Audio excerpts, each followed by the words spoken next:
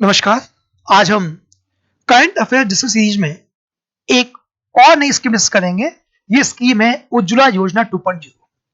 हाल ही में स्कीम को 10 अगस्त को लॉन्च किया गया और ये जो 2.0 है, बेसिकली इस स्कीम को हम डिस्कस कर रहे हैं द हिंदू के editorial finding a healthy way of cook. Discussion में हम ये देखेंगे कि स्कीम किस प्रकार से पहले की स्कीम से भिन्न है, क्यों ये स्कीम लाई गई थी, क्या इसमें शॉर्टकमिंग्स है और द वे फॉरवर्ड क्या होगा, हमें क्या इंप्रूवमेंट करना है ताकि स्कीम का जो उद्देश्य है वो पूरा हो पाए। जैसा कि हमें पता है कि भारत में एक बड़ी आबादी अपनी खाना पकाने की आवश्यकता के लिए आज भी ट्रेडिशनल मेथड, परंपरागत तरीकों पर निर्भर है। वो है आपके लकड़ी से यूज करना या गोबर से बने हुए कंडों का यूज करना आदि। तो ये जो ट्रेडिशनल मेथड कुकिंग है, इसके दो शॉर्टकमिंग्स हैं। हम इसको तोड़ेंगे एक सामाजिक रूप में इसकी कमियां हैं और एक इन्वायरमेंट या क्लाइमेट चेंज के रूप में इसकी कमियां हैं। इस मेथड से इन दो चीजें कमियां निकल के आ रही हैं। सामाजिक में हम देखते हैं कि ये जो ट्रेडिशनल मेथड कुकिंग है, इसके कारण काफी हद तक लोगों का स्वास्थ्य, हेल्थ नेगेटिव से प्रभावित होता है। स्पेशली वो महिला जो खाना पकाती है, उसको तो स्मोक के कारण शरीर खराब होते ही होता है, धुएं के कारण। परिवार के अंदर भी इंडोर पॉल्यूशन रहने से बच्चों, वृद्धों के ऊपर इसका नेगेटिव इम्पैक्ट पड़ता है। तो एक तो ये हो गया हेल्थ पैरामीटर्स के पॉइंट ऑफ व्यू से। दूसरा हम देखते हैं कि इस समस्या से, इस तरीके से लोगों का जो क्वालिटी ऑफ लाइफ है, जीवन की जो गुणवत्ता है, वो भी कॉम्प्रोमाइज होती है। उनका अधिकांश समय ईंधन इकट्ठा करने में बीत जाता है और उस कारण से वो अपने जीवन को गरिमापूर्ण तरीके जी नहीं पाती, ना उनको शिक्षा मिल पाती है, ना रोजगार भागीदारी कर पाती है। ये सब एस्पेक्ट निकल के आते हैं यहां से।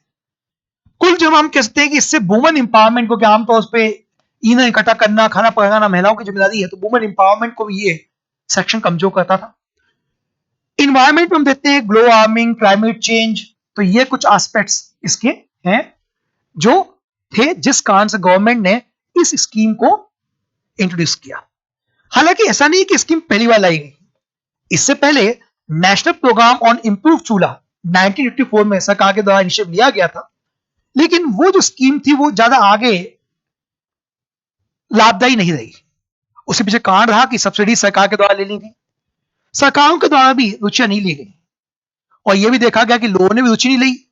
और जिस स्कीम में जन भागीदारी है, जनता की रुचि नहीं होती है, ऑब्वियसली वो नीति अधिक सफल नहीं हो सकती। तो ये यहां कारण है। एक और बड़ा कारण था कि टारगेट बेनिफिशियरीज उसमें प्रॉपरली आइडेंटिफाई नहीं किए गए थे। रिपीटेशन था, किसी लोगों को बार बार लाभ मिल रहा था और किसी को लाभ मिल नहीं रहा था। और लास्ट जो मेजर फैक्टर था वो ये कि लिटिल क्वालिटी कंट्रोल था। क्वालिटी उसमें बहुत कमजोर थी। जो चीजों का निर्माण किया गया स्कीम तहत वो बहुत बेहतर गुणवत्ता की नहीं थी। फाइनली स्कीम फेल हो गई, लेकिन फिर सरकार एक और स्कीम लेके आई, पहली स्कीम। और पहली स्कीम 2013 में सरकार ने जोड़ दिया आपका direct bank transfer for LPG. पहल मतलब प्रत्यक्ष हस्तांतरण, ताकि सब्सिडी का जो लीकेज होता था वो ना हो और जिस कारण सरकार का फिस्कल डेफिसिट बढ़ जाता था, तो उसको दूर करने के लिए डायरेक्ट बैंक ट्रांसफर सरकार लाई। और डायरेक्ट बैंक ट्रांसफर बहुत सारी स्कीम्स इंट्रोड्यूस किया गया। आगे आके 2013 में इसमें एलपीजी में किया गया। इसमें यह है कि आप जब सिलेंडर लेंगे तो आपको पूरे दाम देने पड़ेंगे, लेकिन बाद में जो सब्सिडी राशि है वो आपके खाते में डायरेक्ट सरकार ट्रांसफर कर देगी। सरकार का उद्देश्य ये था कि ये स्कीम लाने से लोग, सरकार का public health expenditure on health कम हो जाएगा, सरकार का स्वास्थ्य क्षेत्र पर खर्चा कम हो जाएगा जो एयर पोल्यूशन होता है। इसके अलावा सरकार का मानना था कि इससे लोगों की इनकम भी बढ़ेगी, लोगों की आय भी बढ़ेगी, क्योंकि लोग एम्प्लॉयमेंट में इन्वॉल्व होंगे, इन सबसे चीजों से फ्री होंगे और क्वालिटी ऑफ लाइफ लोगों की इंप्रूव होगी, महिलाओं की शिक्षा आदि इंप्रूव होगी। यह एस्पेक्ट था। जीवन फ्री होगा, लेबर मार्केट में महिलाओं की भागीदारी बढ़ेगी और क्लाइमेट चेंज और ह्यूमन हेल्थ को जो नेगेटिव में पड़ता है, कार्बन डाइऑक्साइड, कार्बन मोनोऑक्साइड जो निकलती है इन गैसों से, वो भी कम होगा। तो सरकार के ये सब उद्देश्य थे जिससे इनको जोड़ा गया था। आगे आके हम देखते हैं कि 2016 में प्रधानमंत्री उज्ज्वला योजना को पूरे भारतवर्ष में लागू किया गया क्रमिक रूप से। 18 में और लोगों को जोड़ा गया, 21 में हम देख ही रहे हैं कि इसका 2.0 आ गया है।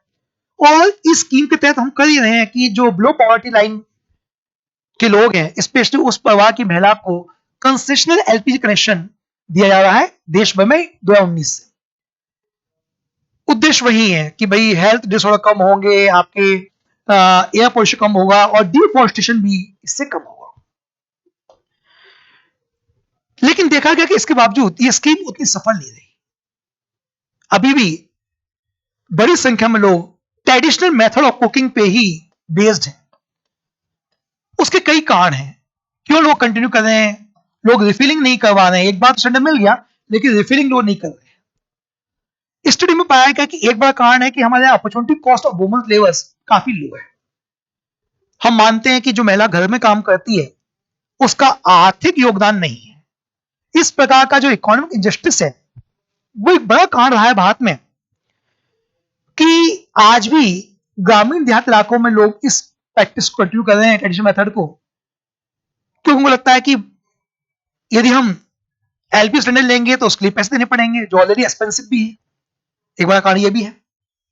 वो यार इसके ये कार्य कंटिन्यू किया जाए, तो ये एक सोच है। एक और चीज पाई गई कि जब ग्रामीण इलाकों में खेती बाड़ी का सीजन होता है तब देखते हैं कि लोग एलपीजी यूज करते हैं, क्योंकि उस समय महिला खेतों में योगदान करती हैं तो उनकी opportunity cost of women's labour high हो जाती है, और जो घर में काम करती हैं ऑफ सीजन में तो वो उस समय उसको काउंट नहीं करते हैं। तो ये एक एस्पेक्ट हो गया। इसके अलावा एलपीजी को लेकर जो एडमिनिस्ट्रेटिव प्रॉब्लम्स हैं वो भी हैं। साथ में डिस्टेंस फ्रॉम एलपीजी सेंटर, जो भी सेंटर है वहां से डिस्ट्रीब्यूशन, वो बहुत दिक्कत है। लॉन्ग वेटिंग टाइम है। यदि आप बुक करा रहे हैं 1 महीने बाद आपको मिलेगा तब भी कारण है कि लोग उसकी रिफिलिंग निकालेंगे या लोग कम इसका यूज करेंगे या पार्शली यूज करेंगे, इसको पूरी तरह यूज नहीं करेंगे। और rising cost of LPG cylinders, ये कुछ बड़े कारण हैं जिस कारण से ये स्कीम आने के बावजूद भी पूरी तरह से लाभ नहीं दे पाई है। अब 10 अगस्त को सरकार इस स्कीम में एक नया कदम उठाती है, वो लेकर आई है उज्ज्वला 2.0। और उज्ज्वला 2.0 में सरकार ने यह टारगेट किया है कि हम लगभग 1 करोड़ नए लाभार्थियों को डिपॉजिट फ्री एलपीजी कनेक्शन देंगे, लो इनकम फैमिलीज वालों को, और इसमें वो लोग कवर किए जाएंगे जिनको फर्स्ट फेज में कवर नहीं किया गया। एक और चीज देखी गई, कोविड-19 दौरान माइग्रेंट्स की समस्या रही है और उस कारण से जो लोग एक इलाके से दूसरे इलाके मूव कर गए उनको सुविधा नहीं मिल पाई। सरकार ने कहा कि अब वो लोग इसमें लाभार्थी थे लाभ ले पाएंगे, उन्हें अपना एड्रेस प्रूफ देने आदि के लिए बाध्य नहीं किया जाएगा। उनका डिक्लेरेशन ही जो एड्रेस प्रूफ का रहेगा उसी को सरकार मान लेगी। ये सरकार ने कोई बदलाव किए हैं। अब हम आते हैं शॉर्टकमिंग्स क्या है स्कीम की। इस स्कीम की शॉर्टकमिंग्स तो हम पहले दे चुके हैं, लेकिन अब करें क्या, मेन समस्या क्या आ रही है। तो मेन समस्या है कि one size can not fit all. मतलब यदि हम सोचे कि पूरे भारत को एलपीजी सब्सिडी के माध्यम से या पहली स्कीम के माध्यम से क्लीन फ्यूल दे दें तो संभव नहीं है। हमें कई अन्य कदम उठाने पड़ेंगे। स्पेशली लोगों को बहुत सारे जो अल्टरनेटिव सॉल्यूशंस हैं क्लीन फ्यूल के वो देने पड़ेंगे, जैसे आपका सोलर कुकर हो गया या बायोगैस हो गया या आपका स्मोकलेस चूल्हा हो गया या फाइनली आपका इलेक्ट्रिक। यही हम करेंगे तभी सिलेंडर को लेकर या एलपीजी को लेकर सरकार जो चाहती है क्लीन फ्यूल हो वो होना चाहिए। एलपीजी सिलेंडर केवल देने से ही लोग उसको अपना लेंगे ये पूरी तरह बात सत्य नहीं है। हमें अन्य वैकल्पिक कदम पे भी काम करना होगा। तो ये जो मैं चर्चा की, डिस्कशन किया, इसमें प्री और मीन्स के पॉइंट ऑफ व्यू से बहुत सारे इंपोर्टेंट फैक्ट्स हैं, बहुत सारे इंपोर्टेंट कॉन्सेप्ट्स हैं जो पता आपको होने चाहिए। जैसे opportunity cost of women labours, ये हम कई जगह देखते हैं। इकोनॉमिक इंजस्टिस के रूप में हम इसको देखते हैं, आर्थिक अन्याय के रूप में देखते हैं, specially on the basis of gender, लिंग के आधार पर।